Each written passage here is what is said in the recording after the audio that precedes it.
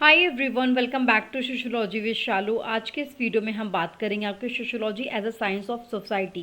Right, ये जो topic है आपके एमएसओ इग्नू से लिया है मैंने। ये चैप्टर फर्स्ट है, यहाँ पे हम टॉपिक वाइज सारी चीज़ों को कवर करेंगे।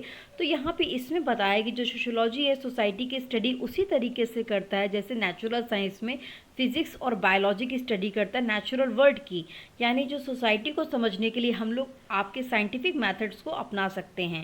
राइट, जो अगस्त कॉम्टे थे जिनको हम लोग फादर ऑफ सोशियोलॉजी भी कहा जाता है, उन्होंने यहाँ पे कहा कि जो सोसाइटी उसमें आप study observation facts and evidence के बेस पर किया जाना चाहिए, ना कि आप सिर्फ केवल आप ओपिनियन दे रहे हैं ट्रेडिशंस के बेस पर यहाँ पे आप चीज़ों को कर रहे हैं। ठीक है, जैसे एग्जांपल के लिए अगर कोई सोशियोलॉजिस्ट ये जानना चाहता है कि सिटीज़ में क्राइम क्यों ज़्यादा होते हैं, तो वो क्या करेगा? सबसे पहले वो करेगा आपका डाटा को कलेक्ट करेगा, जैसे कि पुलिस रिकॉर्ड हो गए आपके सर्वे से, है ना। फिर पैटर्न को देखेगा, जैसे अनएम्प्लॉयमेंट से क्राइम बढ़ता है आपके। और फिर उसके बाद वो एक थ्योरी बनाएगा, जैसे आपके सोशल डिसऑर्गेनाइजेशन या फिर स्ट्रेन थ्योरी बनेगी इस पर।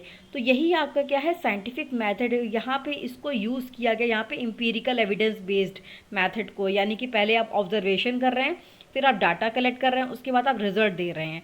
राइट, तो यहाँ पे ये पूरा एक प्रोसेस होता है। आई होप कि यहाँ पे आपको चीज़ें समझ में आ गई होंगी। अब देखिए, साइंस ऑफ सोसाइटी सोशियोलॉजी देखिए एकदम से नहीं दिखी, यहाँ पे एकदम से इवॉल्व, मतलब कि ये इवॉल्व नहीं हुई। जो आपकी वेस्ट की जो फिलोसफीज थी और जो उसके लॉजिक्स थे, स्पेशली ग्रीक फिलोसफी से ये हुई है। इसकी शुरुआत आपकी ग्रीस से जो हुई थी, ठीक है, जो आपके एरिस्टोटल, जहाँ एरिस्टोटल जैसे जो आपके दार्शनिक थे, उन्होंने रीज़न और लॉजिक पर बहुत ज़्यादा जोर दिया था। राइट, तो इस चीज़ का ध्यान रखिएगा आप।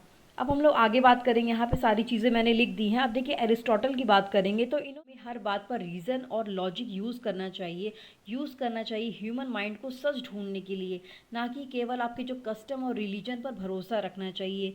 जो इनका जो मेथड था उसको हम लोग डिडक्टिव रीजनिंग कहते हैं। ठीक है, यानी जो जनरल आइडियाज से आप स्पेसिफिक कंक्लूजन निकालना।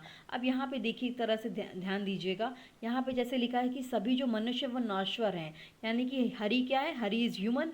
तो अब इसलिए क्या हो गया, हरी इज़ मॉर्टल हो गया। तो इसका कंक्लूजन क्या निकला, हरी इज़ मॉर्टल। तो यही जो आपकी लॉजिकल सोच है वो आगे चल करके आपकी साइंटिफिक थिंकिंग की आपकी नींव बनी।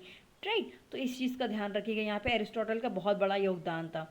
अब यहाँ पे देखिए क्या हुआ कि जो आपके 14 और 17 सेंचुरी में, राइट, यहाँ पे जो आपके एक तरह से जो यूरोप में आपके रेनेसांस आंदोलन हुआ था, जहाँ लोग ने धार्मिक विचारों की बजाय ह्यूमन रीजंस को यहाँ पे इंपॉर्टेंस देना शुरू किया था। आपके काफ़ी सारे थिंकर्स ने यहाँ पे क्वेश्चन करना स्टार्ट किया कि ये आइडिया, मतलब सब कुछ भगवान की मर्जी से होता है, बल्कि ये देखना शुरू किया कि सोसाइटी क्या है, ह्यूमन क्रिएशन है जिसे समझा और बदला जा सकता है। राइट, इस चीज़ को ध्यान रखिएगा। यहाँ पे तो आपके काफ़ी सारे थिंकर्स यहाँ पे सब दिए हुए हैं। तो यहाँ पे जैसे कि आपके अगर 17 और 18 सेंचुरी की बात करें तो यहाँ पे जो थिंकर्स थे, ये सारे जो थिंकर्स थे, इन्होंने कहा था कि सोसाइटी हमेशा, मतलब कि आपकी चेंज हुई है और डेवलप होती है। ठीक है, यहाँ पे रीज़न और साइंस से सोसाइटी बेहतर दिशा में बढ़ती है। आपका जैसे डेमोक्रेसी हो गया, एजुकेशन और इक्वालिटी के विचार इन्हीं सोच से निकले हुए हैं कि सोसाइटी को हम सुधार सकते हैं, बस हमें क्या है, इसको समझना और बदलना सीखना होगा। राइट, इनके कोर आइडियाज़ को आप ध्यान रखिएगा यहाँ पे कि यूनिवर्सल हिस्ट्री है and all society involve plus under को ट्रांसफॉर्मेशंस। राइट, इस बात का ध्यान रखिएगा। अब देखिए यहाँ पे हम आगे बात करेंगे कि इन्होंने क्या बोला है कि जो साइंटिफिक सोशियोलॉजी है वो कैसे एक तरह से साइंटिफिक डिसिप्लिन बना। तो देखिए, अब हम यहाँ पे एक बात करते हैं। यहाँ पे देखिए ये बात इनको समझ में आई कि धीरे धीरे कि जो सोसाइटी है, देखिए मनुष्य की आपकी रचना है, तो सोसाइटी को हम लोग क्या कर सकते हैं, साइंटिफिक तरीके से स्टडी करना होगा। तो यहाँ पे कैसे हुआ कि जो सोशियोलॉजी है वो कैसे सिमिलर है साइंस की तरह, क्योंकि देखिए जो सोशियोलॉजी है वो फॉलो करती है आपके सिस्टमैटिक ऑब्जर्वेशंस को, लॉजिक रीजनिंग को। इसका एम यहाँ पे रहता है कि वैलिड और रिलायबल नॉलेज हो, ना कि सिर्फ ओपिनियन और बिलीव्स पर चीज़ें हों। राइट, ये यूज़ करती है आपकी इम्पीरिकल एविडेंस को, यहाँ पे इम्पीरिकल एविडेंस को यूज़ करती, जैसे आपका फैक्ट्स हो गया, डाटा हो गया, ऑब्जर्वेशन हो गया, सोशल रियलिटी को समझने। हालांकि एक सवाल ये भी कि क्या सोशियोलॉजी आपकी फिजिक्स और केमिस्ट्री की तरह सटीक विज्ञान हो सकता है? देखिए, क्योंकि जो ह्यूमन का बिहेवियर होता है full of emotions, culture and values से इन्फ्लुएंस होता है।